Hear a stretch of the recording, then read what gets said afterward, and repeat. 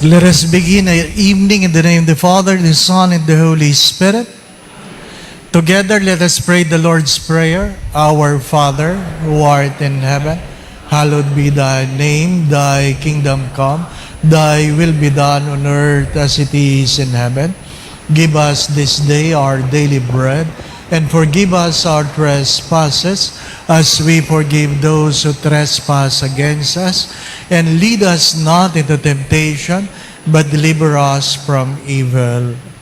Mary, seat of wisdom, in the name of the Father, the Son, and the Holy Spirit. Magandang gabi po sa inyong lahat. Yung po nakaupo dyan, sana makakatayo pa kayo, ha?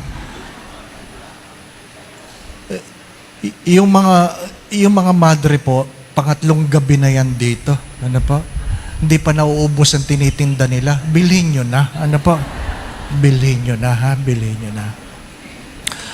Nakita ko po yung kapatid ko. Kapatid ko po yun. Ano po? Bakit ko tinuro? Sabi niya, minsan daw ang dami nagmamano sa kanya. Ano po? Sabi ko, pamanuhin mo na lang. Kaya mo na. Kapatid ko po yun.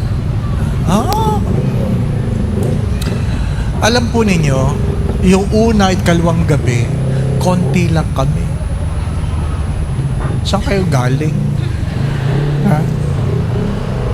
Ay dahil konti lang kami, may nag-donate ng 150 na pansit. Ano po? 150. Sabi ko, bumili tayo ng another 150 para 300 ang pansit. Ano po? Kinakabahan ako ngayon. Kasi feeling ko sobra kayo sa 300. Ano po? Kung ano na lang abutin mamaya. Ano po? Kung ano na lang abutin. Ha? Nagpapasalamat tayo sa nag-donate ng pansit.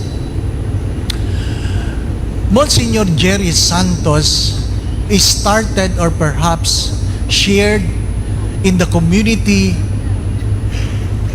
the Lord's Prayer. The Lord's Prayer. And Saint Ignatius of Loyola said, you can never be wrong in praying the Lord's Prayer because God taught it. You can never be wrong. If there is a prayer you should remember, it should be the Lord's Prayer. It should be the Lord's Prayer. Ano naman ang sinabi ni Father Dennis? Ano po? Sabi naman ni Father Dennis, in prayer, he shared experiences in prayer, and one of them is you can wrestle with God in your prayer. You can wrestle. Go beyond. Go out of the box. Because we have our concept of prayer. At sabi niya, even wrestling with God is prayer. Tatlong words ang mahalaga sa kanya: pray, persevere, and promise. Ano po? You do not forget to pray. And whatever happened, you persevere. You persevere because you understood the promise. Alam mong sa huli, ipagkakaloob din ng Diyos. Ano yung sabi nung isa? Ba't sinabi ni Father Dennis yun? Kasi sabi ni Monsignor Jerry, pwede magdasal habang natutulog. Diba? Diba, no? Kasi a lot of things happen in sleeping daw. Nasa likod ako. Monsi, gusto ko sabihin, takot ang mga tao dito matulog kasi alam ko, kukunin ni Lord ang mga natutulog. Ano po? Regardless. And tonight, I would like you to understand prayer more than the way perhaps you are told about it. Go beyond your concept, your understanding. Of course, when I say understanding, 4 types of prayer. Ano sabi? Adoration, contrition, thanksgiving, supplication. Acts. Di ba ba? Acts. Alam na alam yan, yung mga nagpe-prayer meeting. Adoration, contrition, thanksgiving, supplication. And levels of prayer is meditative, affective, contemplative. Meditative, utak, you meditate on the Word, on the Scriptures. Affective, you feel it. Contemplative is prayer in action. Your prayer must move you to action. Prayer without action is nothing. Ano po sabi ng mga santo? Sabi po ni Pope Paul VI, prayer should be the norm of our life. Prayer should be the norm of our life. Being a Christian, being a Catholic, we must be a people who pray. Some of us are answered prayers for our parents. Ano ibig sabihin? Nandiyan ka, ano ka man ngayon, ay dahil maaring ikaw ang produkto ng panalangin ng iyong magulang. Naabot mo ang iyong pangarap dahil yun ang panalangin ng iyong magulang. Buhay ka ngayon na hindi ka nagtatanong na ikaw ay nung ikaw maliit baka naghihingalo ka, pinagaling ka dahil yun ang panalangin ng magulang mo. Hindi po ba, ano? You can be the answer to the prayer of your parents. You will only know it if you ask for it. Ano ba pinagdadasal ng mga magulang mo nung ikaw ay lumalaki? Di ba? Kasi yung mga bata, pag maliit, cute. No? Cute. Lahat cute. Nang lumalaki na, ano sabi ng magulang? Kung alam ko lang na magkakaganyan ka, sana'y tinabunan ko ng una ng mukha mo. Di ba? No? Pero sa simula, punong-puno ng panalangin ang mga magulang. May mga magulang na ano sabi, sana ako na lang ang may sakit, Lord. Di ba, ano? Kasi punong-puno ng pagmamahal. Sa nanay ko lang nadinig yun eh. Ang alin, yung father, kung pwede ko lang sipsipin ang uhog ng aking anak, sisipsipin ko. Ba? Meron talagang gumawa no? Meron talagang gumawa. Baradong ilong ng anak hindi makahinga, sinipsip ng nanay ang sipon. Di ba? Nanay lang ang makagagawa no? Hindi ko alam yung tatay, no? Hindi ko alam. Pope Paul VI said, to live is necessary to pray. In prayer is to be in the presence of the Lord. To pray is to be in the present. It means you put yourselves before God. You have to understand if Jesus prayed, why we should not pray. If Jesus prayed for His disciples, why we should not pray for one another. A life without prayer is a body without a heart. A life without prayer is like a body without a heart. You need to pray. Ano example ko dyan? When a young boy asked an abbot to teach him to be holy, and the abbot said, come, join me. An abbot stayed in the mountain alone in a monastic way, and the boy joined him. Every day, the boy watched the abbot. Wake up in the morning, clean the cave, cook for the meal, pray. Then, clean, pray. Eat, clean, pray. After 1 month, sabi ng bata, Abbot, you forget to teach me how to pray. And the abbot said, I'm teaching you how to pray. Sabi niya, you are not. You are not. And the abbot said, do what I do. Sabi ng bata, what do you do? Diba? Eat, clean, pray. Diba? Teach me to be holy. Sabi niya, just do what I do. Sabi ng bata, okay. After 3 months, nagsawa na ang bata. Sabi niya, I'm here for too long. You have not told me how to pray. You have not taught me how to pray. Sabi, I've been teaching you. But please, I want to be holy. The abbot understood that the boy wants a formula of prayer. Formula. So sabi niya, okay, if you want to be holy, come with me to the river. Ay sabi ng bata, naku, bibinyagan na ako. Bibinyagan na ako. So, punta sila sa river. Tapos, bago lumusong sa tubig, tinanong pa rin siya ng abbot, do you really want to be holy? Ang sabi ng bata, yes, abbot. So excited. Lusong sila. Nung nasa dibdib na yung tubig, tinanong uli siya ng abbot, do you really want to be holy? Yes, abbot. Tapos sabi niya, pinatong yung kamay sa ulo ng bata, take a deep breath. Oh, excited ang bata. Nilubog. Kaya lang, hindi binitawan. So, lumabas lahat ng hangin doon sa bata, nagkakawag. Ano po? Nung napansin ng abot, parang malapit ng mamatay, binitawan. O di, paglabas ng ganyan, hingang malalim. Tapos, inilubog uli na mas matagal. Nagalit yung bata, talagang gano'n. Paglabas ng gano'n, ano po? Kulang lang magmura. Sabi niya, I want to be holy, I don't want to die.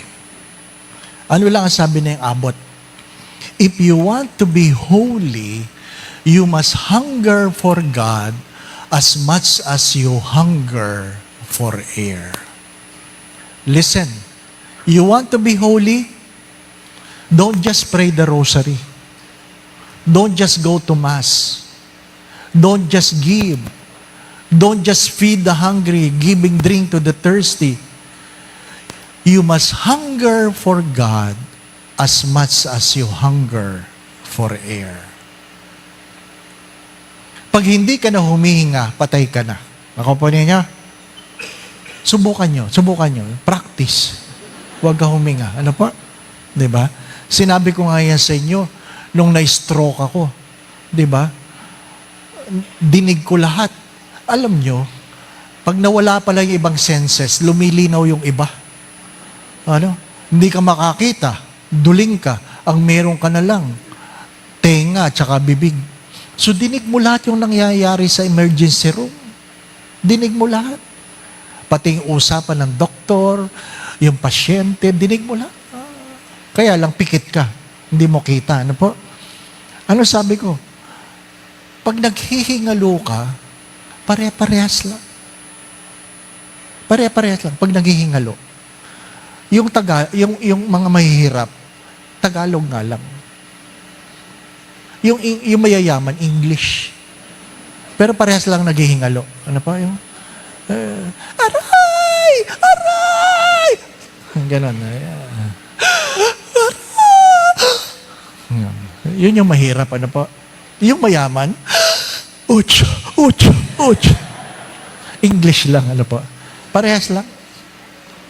Parehas lang ang hangin. Can you imagine, libre yung hangin? Nako? Pero pag naghihingalo ka, magbabayad ka ng oxygen. Di ba, no? Naisip niyo ba yun? Libre ang hangin. Pero pag na-hospital ka, bayad ka ng oxygen. Di ba? Naisip niyo ba yun? Kaya huwag kayo makakasakit. Singhutin niyo lahat. Ano po? Singhutin niyo lahat. A life without prayer is like a body without a heart. And you want to be holy? Hunger for God as much as you hunger for air. Why? Why we strive for holiness? Why do we strive for holiness? You cannot define completely what is holiness. Like love, like prayer, Because it is always and will always depend on your experience. Naintindihan po ninyo? How do you define love? It is always based on your experience. Yung iba, magandang experience ng pag-ibig. Di po ba, ano? Yung iba, sugatan. Kaya, pangit ang kwento ng pag-ibig. Ganon din ang prayer. Pag answered prayer, maganda ang kwento nila tungkol sa prayer. Di po ba, ano? Pero pag hindi sila dininig ng Diyos, pangit ang kwento nila tungkol sa prayer. It will always depend on your experience. Same with holiness. Same with holiness. Because it will always depend on your experience. But you can concretely say, what is not love? If I cannot completely define what is love, I can always say, what is not love? Di po ba? If I cannot completely define what is prayer, I can always say, that is not prayer. If I cannot completely define a holy person, I can always say, hindi yan holy. Di po ba? Ang example ko dyan, if you want to come before God, and you ask the Lord, Lord, I want to be happy. I want to be happy. Mahirap i-define yung happiness. Di po ba? Anong happy? Anong happy? Basta. Kaya hindi tayo sinusunod ng Diyos kasi basta eh. Ano po? Pero pag sinabi mong, what is to be unhappy? Alam natin lahat yun. Di ba na? Pag sinabi mo kasing, define abundance, hirap. Ano ba ibig sabihin ng mayaman? Define, paki-explain ng mayaman. Ano ang mayaman? Maraming sapatos? Ano? Maraming bag? Ano ang mayaman? Malaking bahay? Ano ang mayaman? Depende sa karanasan. Di po ba, ano? Depende. Hindi natin lubusang may paliwanag kung anong mayaman. Pero pag tinanong ka, anong mahirap? Alam na alam mo. Di ba? Alam na alam mo kung ano yung mahirap. The same with prayer, the same with love, the same with holiness. Why we have to strive for holiness when we talk about prayer? Because God said, be holy, for I am holy. We are not taught to pray so that we can simply get what we want. The primary purpose of prayer is that we may be holy. We may be holy. Malungkot yung lahat ng prayer intentions mo nadinig, pero hindi ka naging banal. Di ba? Hello? Nadinig lahat, binigay lahat sa iyo ng Diyos ang iyong panalangin, pero hindi ka naging masaya. Binigay sa iyo ng Diyos lahat ng ikabubuti mo, pero hindi ka natutong magpasalamat. We are called to be holy. Teresa of Avila said, in striving for holiness, you should never limit God by your own limitations. You should never limit God by your own limitations. Ano ibig ko sabihin? Pagka minsan, kung hindi man madalas, pag tayo nagdadasal, ang tinitingnan natin yung ating sarili. Hindi ang Diyos. Hindi ang Diyos. Sabi ko, imagine the unimaginable for God to do the impossible. Naintindihan po ninyo yun? Imagine the unimaginable for God to do the impossible. Why? Because if you cannot imagine it, you will never become it. Kung hindi mo maisip na ikaw ay gagaling, hindi ka talaga gagaling. Kung hindi mo naisip na ikaw ay makakaahon sa kahirapan, hindi ka talaga makakaahon. Sasabihin nyo, that's the power of the mind. No. No, that is not about the power of the mind. It is how the Lord revealed Himself to you. So that when God asked you, what do you want me to do for you? That's prayer. Prayer is the ability to tell God, what do you want God to do for you? Diba? Huwag niyo sasabihin, alam naman ni Lord kung anong kailangan ko. Alam ni Lord na kailangan ng bulag na makakita. Pero tinanong pa rin ng Diyos, anong gusto mong gawin ko sa iyo? Diba? Because you need to utter what you want. Kailangan mo sabihin. Alam naman ng Diyos na kumakain ako araw-araw. Pero kailangan mo sabihin, give us this day our daily bread. Diba? Alam naman ng Diyos na kumakain ka. Pero kailangan mo sabihin, give us this day our daily bread. Why? Because it is all about relationships. It's all about relationship. Sabi, Father, tulungan mo naman ako ipagdasal na nabigyan ako ng tatay ko ng kotse. Humingi ka sa tatay mo. Ba't kay Lord? Kaya pala ng tatay mo magbigay ng kotse, di ba?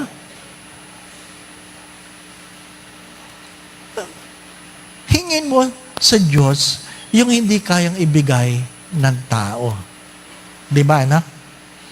Mahirap yung hinihingi mo, kaya namang ibigay ng ibang tao. Para saan pa ang Diyos? Di ba? Para saan pa ang Diyos? You don't limit God by your own limitations.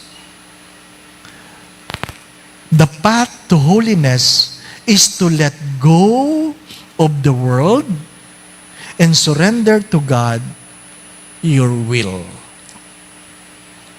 Because when we pray, you have to understand, God has a way of answering our prayer. God has a way. 40 years ago,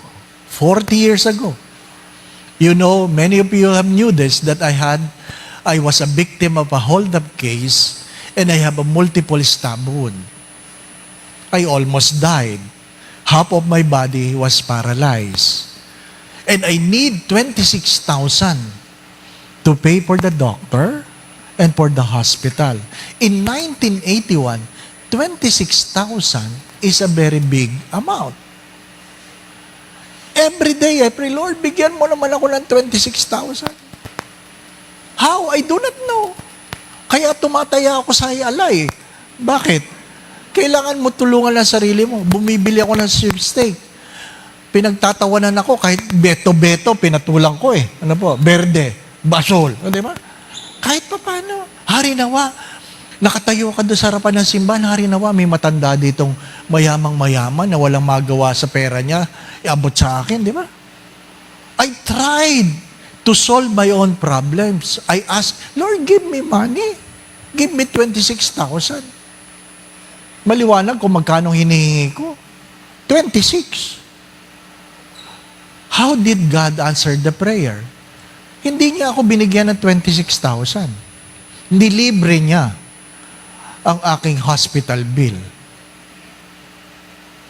Ano sabi ng doktor? Pag wala kang pera, hindi ko tatastasin ang mga tahi mo. Can you imagine? Hindi niya tatastasin yung mga tahi. Ay, ang kati-kati na. Kasi pag gumagaling ang sugat, ang kati-kati. Nakalimutan ko na ngayon 26,000 eh. Sa kati. Di ba? Sabi ko sa kapatid ko, ikaw na lang ang tumanggal. Ikaw na lang. Di ba? Sabi, paano kung may infection ka? Ayun nga lang. Di po ba? No? We always want to answer our own prayer requests in the way we understood it. Makati, pumunta ka sa doktor. Wala kang pera. Di ba? Nakita ka. Kumusta ka? Dok, ang kati. Tingnan natin. Tinignan. Wow, ang galing. Ang bilis gumaling. Tapos maya-maya, nilagyan ng agwa kusinada. Hindi ako nagsasalita. Hindi ko sinasabing wala akong pera. Baka itigil eh. Di ba, no? Of course, I know my own dilemma. I know. Pwede sabihin niya, nasa ng pera. Nako, tapos. Tapos ang boxing. Di ba, no? Oh, pero tuloy-tuloy siya. Ginupit, nilagyan ng band-aid. Pagkatapos, sabi niya, swerte mo, Totoy. Oh, Totoy eh. Swerte mo, Totoy. Tinanggap ng DSWD ang kaso mo. Bayaran mo itong band-aid. Oh? 5 ang band-aid no, 5. Can you imagine? 26,000 to 25 cents. Sabi ni Lord, dasal ka ng dasal ng 26,000.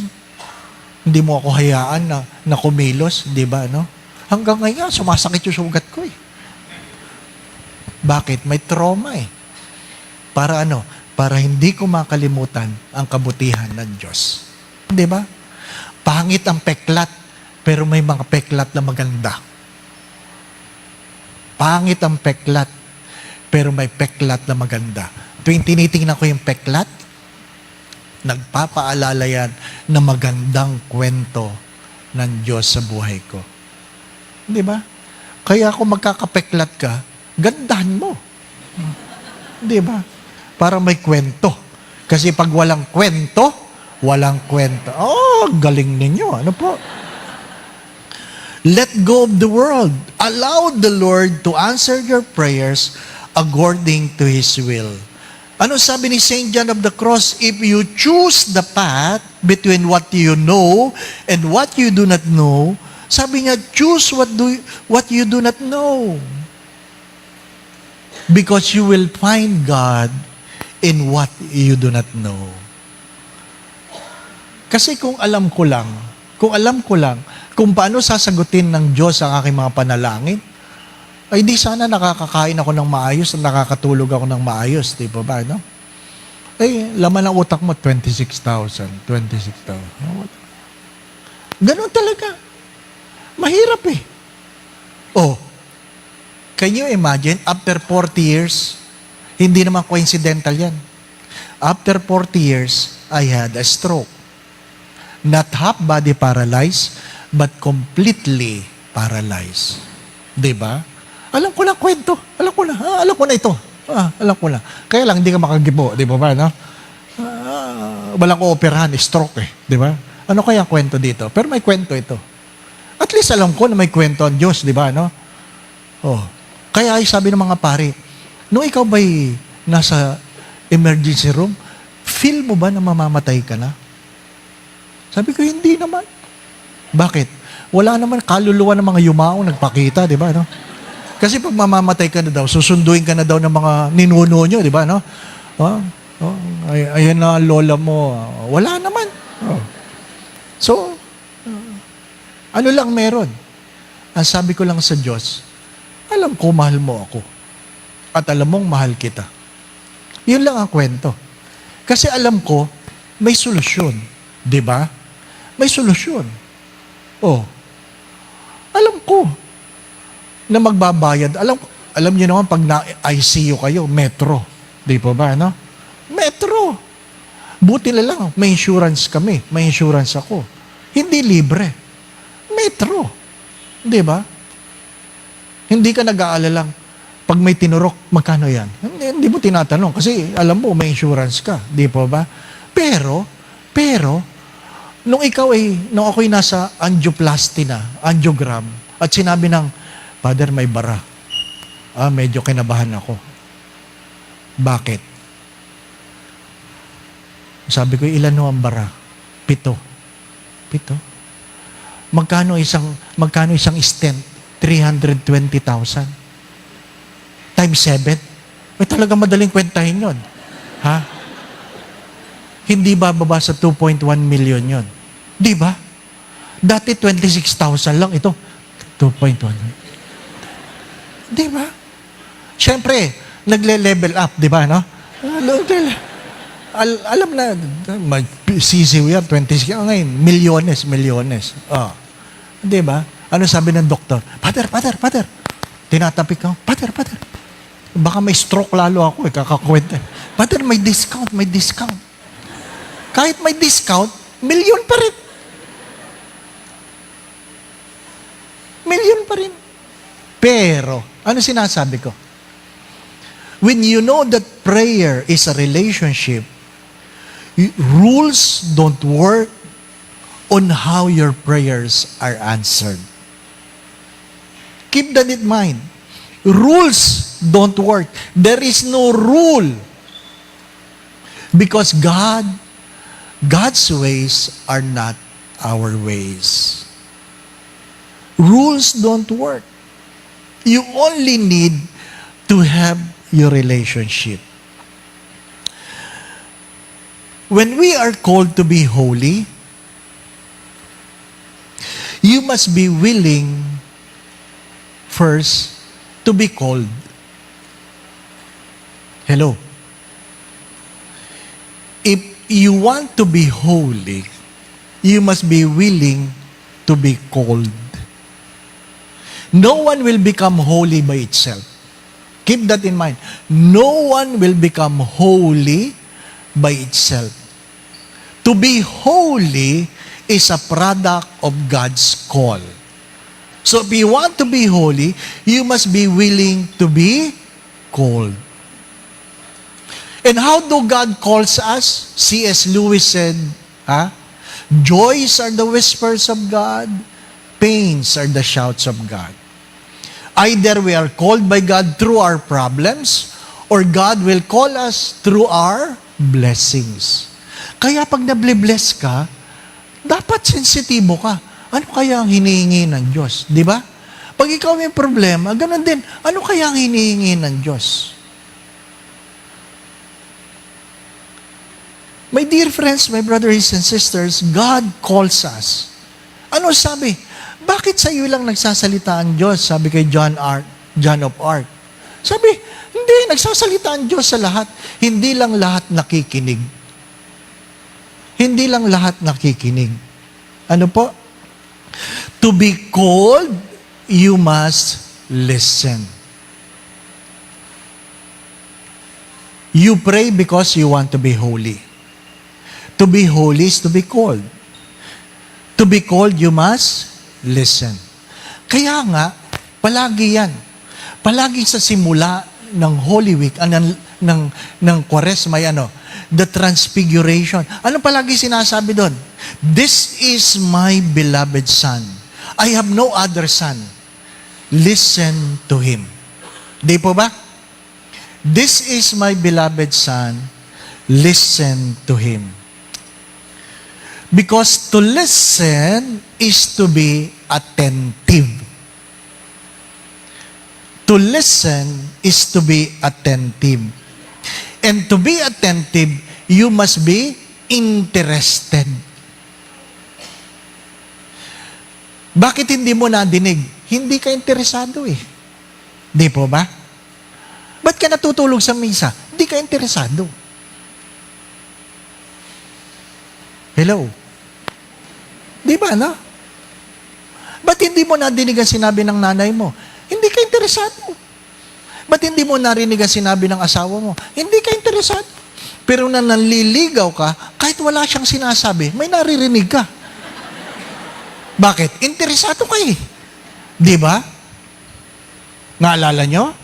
Kaunting tingin lang. Alam mo na kailangan niyang damputin ng bag. Di ba? Dito tayo upo.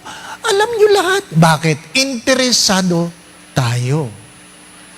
Kaya tayo attentive. Di ba? Listen to Him. Be attentive. Balik tayo sa pagkakasala ng ating mga magulang, of our first parents. Ano nangyari? Ano sabi ng Diyos?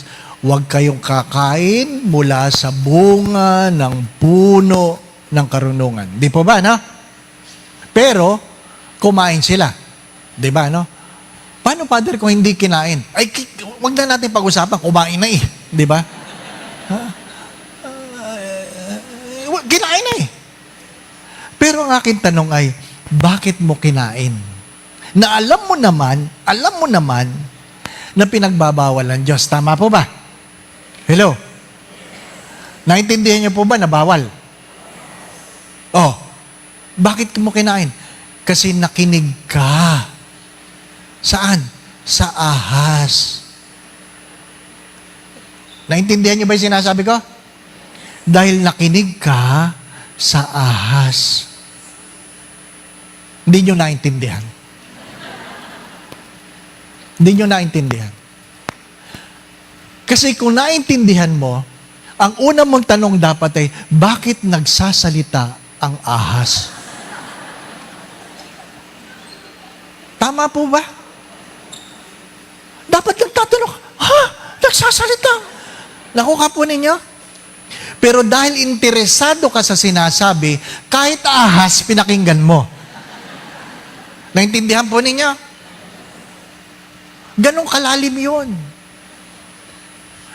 Kaya, pag ikaw ay may naririnig, tanungin mo, tama ba ito?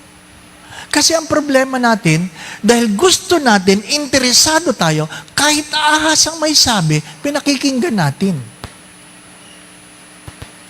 At pag ayaw, kahit pogi, ayaw. Di ba? Kahit si Father magsabi, ayaw. Bakit? Hindi ka interesado eh. Di pa ba, no? Pero pag interesado ka, bakit ka ba nabubudol? Interesado ka sa kita eh. Di ba? Logic yan. Basic yan. Di ba? Masyado kang interesado na hindi mo, nakalimutan mo, ahas. Di po ba? Pogi ba yung ahas? Hindi.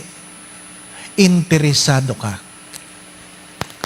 We failed to listen because we failed to be interested. It must be our interest to have a loving relationship with God. Because without relationship, there is no prayer.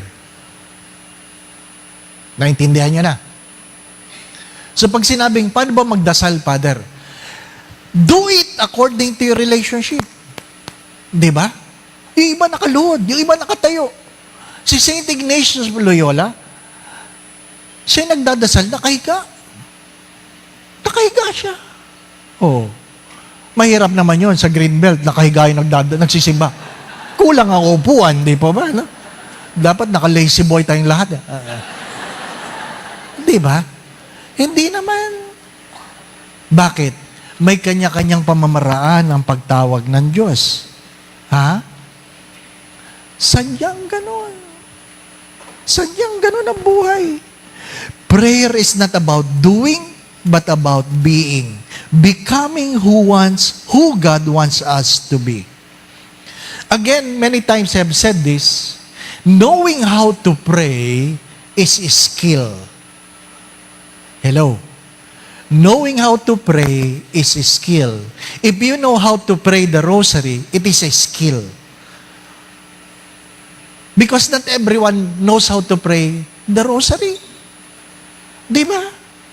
Inaamin ko, nung kami lumalaki, ang alam ko lang habang naglilid ang lola namin, ora pro nobis, ora pro nobis, ora pro nobis. So, ibig sabihin yun, pray for us, pray for us, pray for us, pray for us. Amoy sunog kasi naing, pray for us. Kasi hindi ka naman attentive eh. Basta sagot ka lang ng sagot, di po ba, no? Knowing how to pray is a skill.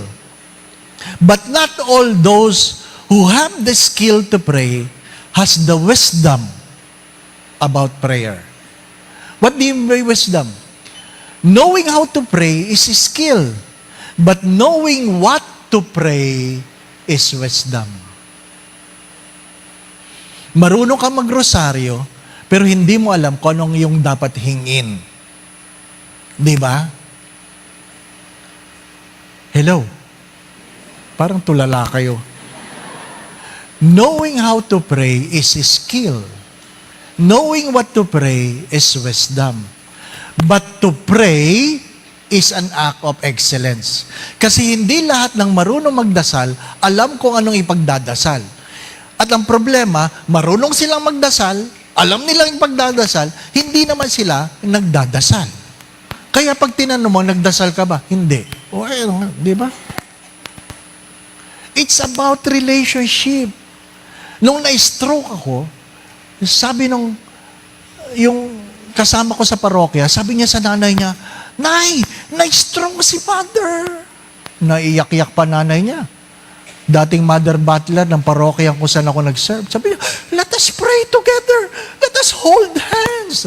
Grabe. Tapos, nung hawak kamay na daw, sabi niya, let us pray. Bless us, O Lord, in this... Which... Kaya gumaling ako. Hirap na hirap sila. Sabi nila, ang hirap, Father, ang hirap. Ayun ang naalala mo, hindi pa ba? No? Yun ang naalala mo. But how many of us, before we eat, we pray? Ano ka? Pinagtatawanan mong ang alam lang na prayer, bless us, O Lord. Hindi ba? Ganun talaga. It's all about relationship. Knowing how to pray is skill. Knowing what to pray is wisdom. But to pray is an act of excellence. Kasi marami alam nilang dapat magsimba, alam nila kung saan magsisimba, pero hindi nagsisimba. Nakuha po ninyo? Hindi sapat na alam mo. Ba't hindi mo ginagawa? Hindi ka interesado. Hindi ka interesado. Ano sabi ni Santa Teresa ng Avila? Prayer is not what you say, for sometimes silence is more powerful than words. It is not what you say, because sometimes you lack words. But because you have a relationship, you just being silent and you know you are praying. You know you are praying. Learn to be silent. Ang ingay na simbahan. Napansin niyo ba yun? Ang ingay na talaga. Bago magmisa, ang ingay talaga. Hindi makatahimik. Ano po? Kailangan may nagsasalita. Diba? Learn to silent yourself because it's the only way to listen. Being aware that God is looking at you, loving at you, is a prayer by itself. You sit there, you look at the tabernacle, knowing that God loves you is a prayer by itself. Ano sabi ni Saint Teresa of Lisieux? Prayer is understanding that the Father is looking at you as you struggle to walk and pick you up when you cannot walk anymore. Can you imagine the image? The Father is looking at you as you struggle to walk and pick you up when you cannot walk anymore. Ano ibig sabihin ni Saint Teresa of Lisieux? To struggle is part of the prayer. To struggle is part of the prayer. Hindi palaging masarap ang prayer. Hindi palagi. It is taking time to be alone together with God, being intimate with Him. Because by human nature, we need to love someone and we need to be loved by someone. It is by human nature. You need to love someone. Pag sinabi, ba't yan pinatulan niya? Pangit. Ay kasi there is a need to love and be loved. Regardless. Regardless. Kaya halimbawa, pag hindi nakakuha ng pag-ibig at pagmamahal ang anak sa bahay, maghahanap yan ng ibang taong magmamahal at mamahalin. It is by human nature. Kung ayaw dalawin ng mga anak ang mga magulang bumibili ng aso. Kasi naghahanap talagang masasabi, oh, bait-bait mo, bless. Di ba? It is by human nature. Okay lang yung kausapin mo yung aso. Tinakausap ko ang aso ko. Oh. Ang hindi okay, yung aso nagsalita. Hindi pa ba? Hindi na maganda. It is by human nature that we long for love and be loved. Kaya huwag niyo sasabihin, oy, bakit yan? Ganda naman ng asawa. Kumuha pa ng kabit. Sorry for the words. Kasi naghanap ng pagmamahal. Nakuha po ninyo? Hindi ko ginajustify, ha? Pero because it is a human nature, then you will always look for ways to fulfill your needs. Kaya nga, mga magulang, huwag kayong titigil sa pagmamahal sa anak. Huwag kayong titigil sa pagmamahal sa inyong asawa. Mga anak, huwag kayong titigil sa pagmamahal sa inyong mga magulang. Kasi pag tumigil kayo, sasabihin na ng mga magulang ninyo, buti pa, mamatay na lang ako. Di ba, no? What is the reason to live? What is the reason to live when you cannot find love in your own very home? You have to recognize what God has done and be grateful. If you're understanding it, I'm not teaching you how to pray. I'm teaching you why you should pray. Why you should pray. Sabi nung isa, how long should I spend time in prayer? It will depend on your interest. It will depend on in the degree of your love. Di ba? Pag in love ka, kahit hating gabi na. Di ba? Binibiro namin yung aming bunso. Manggagaling yung sa date. Isa lang ang babae namin kapatid. Magde-date yun. Ano po? Magde-date. Sabi namin, 10:00 uwi ka na ha? Siyempre, mas matapang kami sa magulang. 10:00 uwi ka na. Pag uwi nun 10:00, giba ang mukha nun. Giba. Bakit? Gusto pa mag-date eh. Di ba, no? Anong gagawin nun? Kukunin ang telepono at mag-uusap sa telepono. Ha? Nang walang imikan. Oh. Huh? Naalala nyo, ano? Di ba? Tapos sabi ng party line ba? May party line pa doon, di po ba, no? Di ba pag in love ka, walang imikan? Gano'ng katagal? Wala. Nangingimi na yung tenga mo. Kasi, interesado ka. How long? It will depend on your interest. It will depend on your interest. Noong 1995, many of you knew this already, but it's good, it's worth repeating. In 1995, there was a papal visit. Alam niyo, ang Santo Papa, pag dumadating sa Pilipinas, birthday ko. Palaging birthday ko. Tumatama ng January 15. Ha? Nagkataon ba?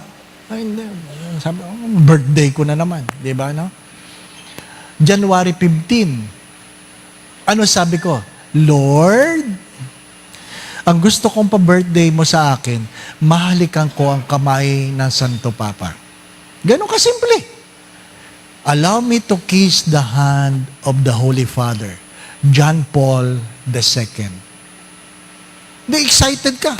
Bakit hindi ako excited? Ako ang executive secretary ng president ng Federations of Asian Bishops Conferences. Ako ang katabi. Naku po ninyo. Pag tumabi sa Santo Papa yon, pag tabi ko, napakadali ng, di ba? Katabi ka na eh. Kaya ko ito. Kaya ko yan. Ini-imagine ko na kung paano ko gagawin. Di ba? Alam ko na. Kaya lang, noong January 14, sabi ng yumaong Oscar Cruz, Archbishop Oscar, Dave, I know it will be your birthday tomorrow. Di ako naman nakangiti, di ba? Baka sabihin I will give you a chance to see the Holy. Tuwan-tuwa ako. Biglang sinabi niya, you cannot go to Luneta. Because I want you to prepare the materials for the bishop. Talagang galit na galit ako. Sabi ko, Lord, simple lang naman ang hinihingi ko. Hindi mo naman ikahihirap yan. Kung ano-ano mga sinabi mo, di ba? No? Ganyan talaga. Alam ng mga kasama ko seminarista na hindi ako pupunta sa Luneta. Pagkatapos ng dinner, alas 8 ng gabi, nasa oratory ako, wala akong sinabi kundi, Lord, bakit? Napakadali para sa inyo. Bakit? Grabe. Alas 8 ng gabi hanggang alas 4 na madaling araw. Gising ako. Hindi ako inantok. Wala akong sinabi. Napakayat. Bakit? Yun lang sinabi ko. Kayang-kaya mo yun. Grabe. May yung mga kaklasikong mga walang hiya. Sorry. Pari na sila ngayon. Sumilip sa oratory, sabi, bye-bye. Buisit. Galit na galit ako. Nung sila'y nasa Luneta, hinanda ko lahat yung materials. Ni hindi ko kayang panoorin sa TV yung misa sa Luneta. Bakit? Galit na galit ako eh.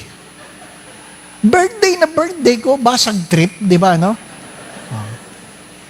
Tapos, pagkatapos ng misa sa Luneta, meeting na sa auditorium na San Carlos. Galit ako, galit. Nandun ako. Bahala kayo sa buhay nyo. Nabigay ko na lahat ng gamit. Nakaupo kang ganyan. Tagal magsimula ng meeting. Ang tagal. Ano ba naman ito? Tagal. Gusto ko na matulog. Ang tagal. Kasi puyat ka di ba? No? Tagal. Lo and behold, kaya pala hindi makapagsimula, inaantay pala ang Santo Papa. Alas 2 ang meeting, pagdating ng alas 3, biglang lumabas ang Santo Papa sa stage. Ay, dito lala. Sabi ko, anong ginagawa niyan dito? Tulala. Nagbasa lang ng kanyang message. Less than 3 minutes. Tapos, palakpakan naman obispo. Palakpakan. Tapos sabi ng aking amo, Holy Father, the bishops want to have pictures with you. Pa-picture silang lahat. Ako sabi ko, Lord, okay na ako. Kahit dito lang ako nakatingin, okay na ako. Nung matapos lahat ng mga obispo, sabi ng buting archbishop, nako. Bakit? Wala akong script. Dapat may script eh. Buongiorno. Di ba? Mayroon kang pag ganun-ganon, di ba? Naku, nawala lahat. Nakalimutan ko. Habang naglalakad akong ganyan. Ay, naku, ano sasabihin ko? Tapos inintroduce ako ni Archbishop. This is my secretary. Grabe.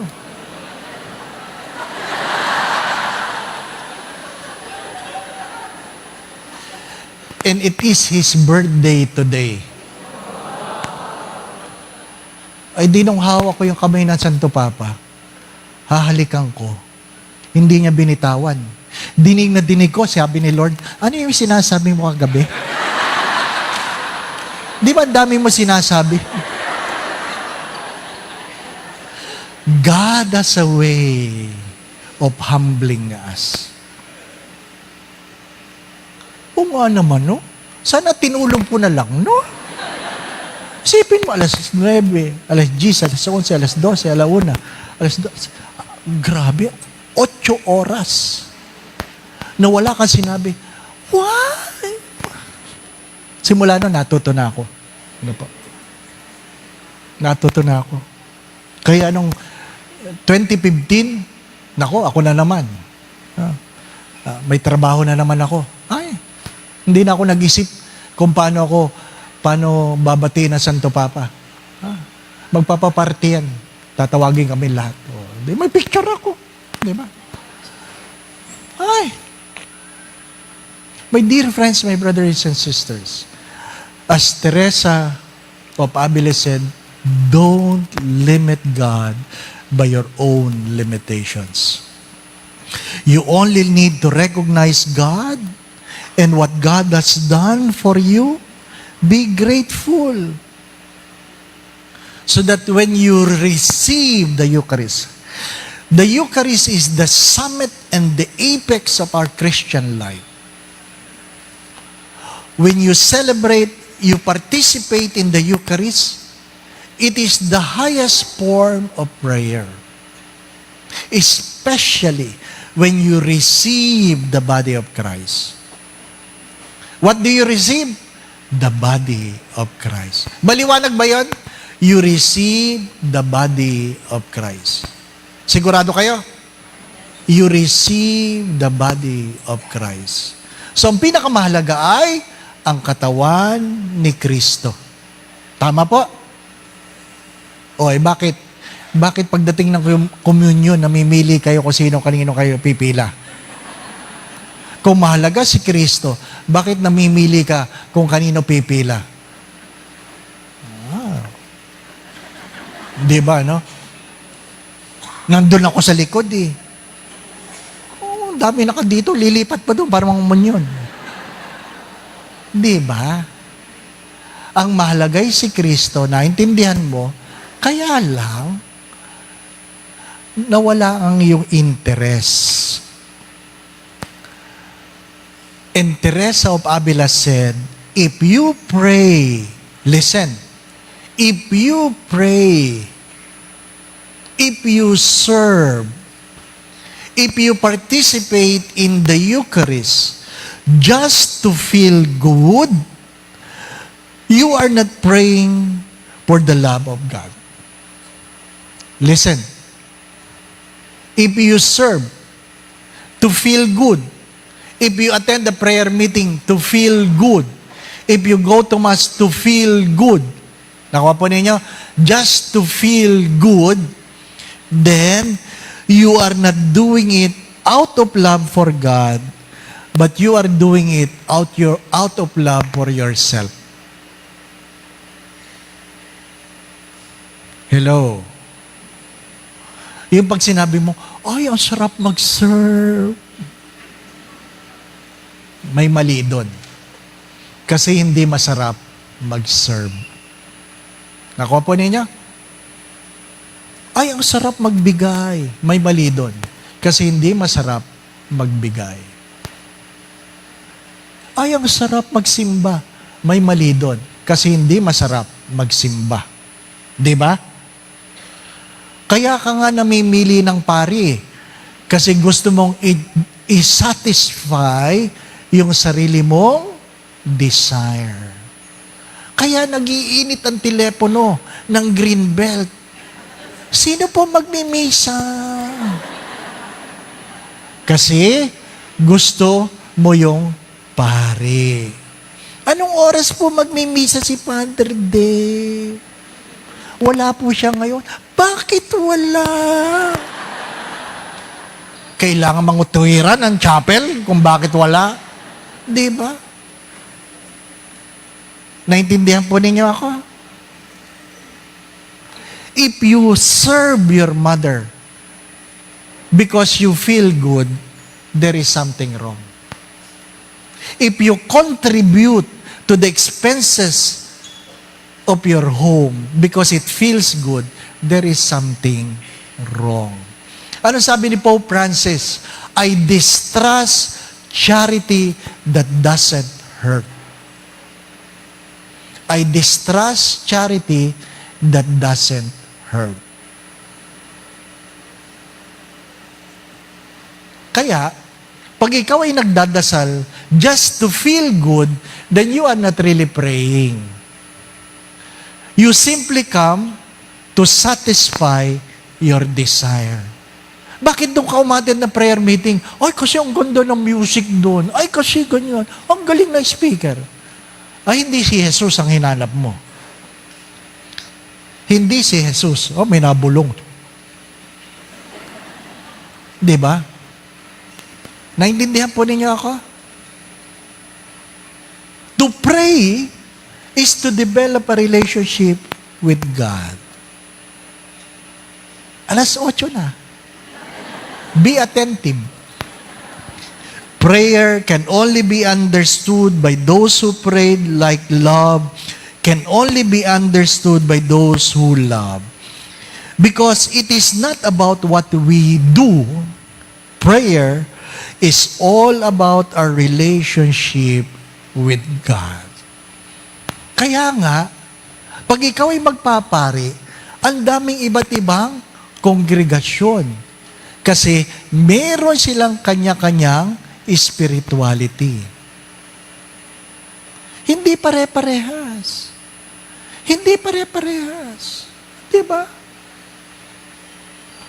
Pag nagsimba ka sa Don Bosco, pagkatapos ng misa, ano sinasabi? Sa Don Bosco? Ano? Ano? Hindi, masaya. Di ba? Sa Don Bosco, masaya. O talagang, grabe dito. Sa Greenbelt, mas masaya. Di ba? Pero saya lang bang hinahanap mo? Hindi. Hindi. Hindi. Sapagkat ang tunay na nagmamahal, kahit sa hirap, nagtsatsaga. Di ba, no? Ang tunay na nagmamahal, kahit sa hirap, nagtsatsaga. Di ba? A good friend whose wife is dying of cancer, inabot ko siya, nililinis niya yung puwet ng kanyang misis. Nagpupo. So lumabas ako kasi nililinisan yung puwet ng misis niya. Tapos, pagkatapos, balik ako. Hindi na ako nagtanong. Sinabi na niya, alam mo ba, Father, kung bakit ako naglilinis ng puwet ng misis ko? Pwede ko mga ipagawa sa mga nurse para alam ng misis ko na mahal ko siya. Di ba? Sino kaya mga mister dito? Di ba? Of course, kilala ko silang parehas. Ano po? Tapos sabi ng misis niya, Robert, pag namatay ba ako, mag-aasawa ka pa uli? Ha? Ano sagot ni Robert? Wala ka ng pakialam doon. Yun ang mag-asawa, no? Di ba? In closing, keep this in mind. As I always say this, that in the twilight of your life, when you bend your knees before God, God will never ask the question, where have you been? What titles you have gained? How much money you have? The only question that God will ask you is, how much love you have given? So prayer without love is nothing. Prayer without love, regardless how long, is nothing. Whatever you give without love is nothing. So, when you talk about prayer, begin with the right reason. It is because I love God and I know God loves me. You have to be attentive, to be interested. Diba? So that you can listen. Sa Tagalog, mas maganda yon. Sa takip silim ng iyong buhay, sa pagluhod mo sa harapan ng Diyos, hindi itatanong ng Diyos saan ka nakarating, magkano ang iyong naipon, ano ang iyong naabot, kundi gaano kalaking pag-ibig ang iyong pinagkaloob. When you bend your knees before God, sa iyong pagluhod. Mga kapatid, ano sabi nila? Sometimes you don't have a shoulder to lean on, but you can always have a floor to kneel. You cannot have a shoulder to lean on. Minsan, pag-iiyak ka, wala ka talagang masasandalan. Pero ano sabi ng mga santo? Pero palagi kang may sahig na maluluhuran. Na maluluhuran. Pray. Pray because we are called to be holy. Pray because it is what God wants us to do. Hindi pangangailangan ng Diyos yan. Alam ng Diyos ang ating pangangailangan. So, nakaupo ka dyan, anong ginagawa mo dyan? Nagdadasal. Di ba, no? Ba't wala ka sinasabi? Nakikinig ako eh. Di ba? Because prayer is not a self-centered monologue, but a God-centered dialogue. Anong sinasabi ng Diyos? Di ba? Isipin nyo, 8 oras akong dumaldal. Ang sasabihin lang pala ng Diyos, may sinasabi ka? Lord naman, di ba na? Alam ng Diyos, kailangan ko ng 26,000. Sinagot na ang Diyos ng 25 cents. Di ba? Alam ko, 320,000 ang isang stem. May discount. May discount. Pero hindi yan ang magandang kwento. Ano magandang kwento? Nakatayo ako dito. Because many of you have prayed for me. I don't have the heart to thank everyone. But if you talk about prayer, look at me. I am the answer to your prayers. Take the courage to pray for yourself. Learn to imagine the unimaginable for God to do the impossible. As I always say this, we rather ask and not receive than fail to receive because we did not ask. Hingi lang ng hingi. Di ba? Hingi. I want to kiss the hand of the Holy Father. Di ba? Pero syempre, kita mo may opportunity. Mahirap yung ngayon, Lord, I want to kiss the hands of the Holy Father. Sasabihin sa'yo ng Diyos, go to Rome. Di ba?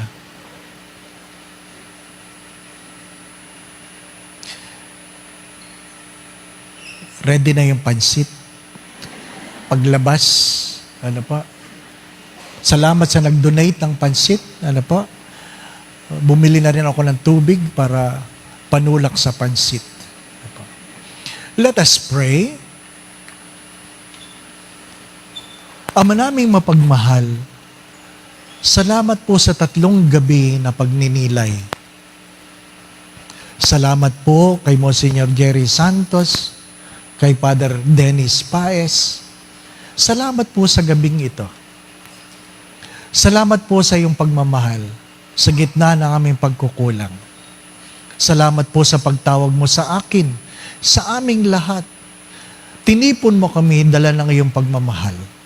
Kilala mo po ang bawat isa, Panginoon. Alam mo po ang kanilang mga pinagdaanan at pinagdadaanan ngayon sa buhay. Alam mo ang kanilang mga pagtawa at pagluha, kahinaan at kalakasan, kabiguan at tagumpay. Alam mo rin ang kanilang mga pangarap. Pangarap hindi lang para sa kanilang mga sarili, kundi para sa kanilang mga mahal sa buhay. Mga magulang na naninikluhod para sa kanilang mga anak.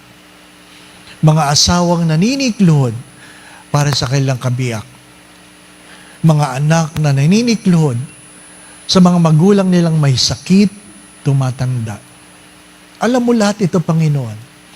At idinudulog ko po ang bawat isa sa kanila Hipuin mo po. Nawa po'y patuloy mo silang ingatan. Ilayo mo sila sa lahat ng uri ng kapahamakan. Patuloy mo silang pagkaluban ng kalakasan, kalusugan, at kung sino man sa kanilang may karamdaman. Kahit cancer, Panginoon, pagkaluban mo ng kagalingan. Sa makapangyarihang pangalan ng iyong anak na si Jesus na taga Nazaret, pagalingin mo itong iyong anak na may cancer. Alisin mo ang kanyang mga pagkatakot at pangamba.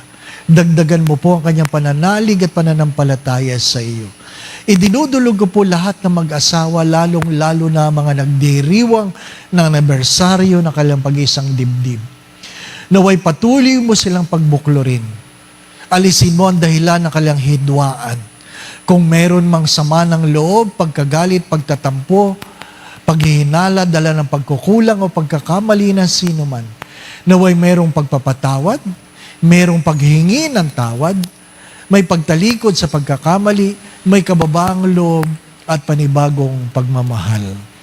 Idinudulog ko rin, Panginoon, lahat na nagdiriwang ng kanilang kaarawan. Kilala mo sila. Ikaw ang nagbigay ng buhay, ikaw ang nagtaguyod. Panginoon, nawa po'y maging kalugod-lugod sa iyong kanilang mga panalangin. Nawa po kung ano man ang makabubuti, makababanal, makasasaya, makauunlad ng kanilang mga buhay, kayo na po ang magbigay. Salamat po sa pagkakataong kami ay makapagdasal. Ang bawat isa ay may kanya-kanyang mga pagdulog, kayo na po ang magkaloob. Ang bawat pamilya saan man naroroon ay pagharian mo ng pagmamahalan, pagkakaisa, pagkakasundo-sundo, kapayapaan, kasayahan, puspos ng pag-ibig at kasaganahan. Panginoon, nananalig kami sa iyong pagmamahal. Kaya po sa tulong at panalangin mga banal, lalong-lalo po ng mahal na Birhen, gayon din ni San Jose, tapat niyang esposo, at aming patron, Padre Pio ng Petrocina. Pagpalain mo po ang bawat isa, kasama ang kanilang pamilya, sa ngalan ng Ama at ng Anak at ng Espiritu Santo. Magandang gabi po sa inyong lahat. Let us bless the pansit. Bless us, O Lord, in this day. We are about to receive from thy bounty through Christ our. Amen. Kung yan lang ang panalangin na maalala mo, sa sino mang may sakit, diringgin pa rin ng Diyos, dala ng iyong pagmamahal. Ingat po sa pag-uwi. Can we sing one song? You can bring the pansit home. You don't have to eat it here. Ano po? Salamat po muli sa inyong lahat. Maraming salamat.